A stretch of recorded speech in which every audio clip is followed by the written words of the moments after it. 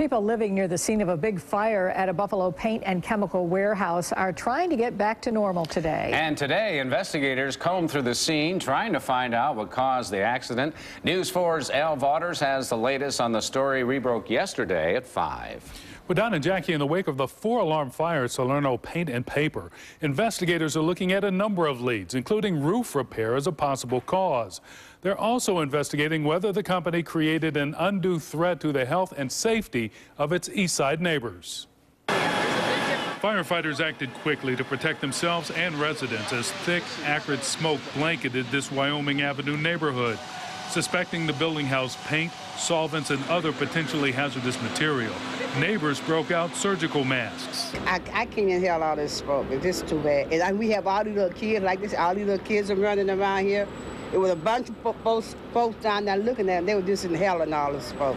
And firefighters took on the inferno defensively. We didn't know what was in the building, and we didn't know whether the structure, integrity of the structure was such that would allow us to go in safely. And that being the case, not knowing those things, we decided to fight the fire from the exterior. A massive fire at the Leisure Living Pool Supply warehouse is still fresh in the minds of many of Buffalo's bravest. The mixture of chemicals, fire, and water cooked up a toxic calamity that sickened dozens of firefighters. News 4 has learned several of those first responders are still on leave. Did Salerno Paint and Paper have all the permits to store paints and solvents in this residential neighborhood? That's part of the investigation.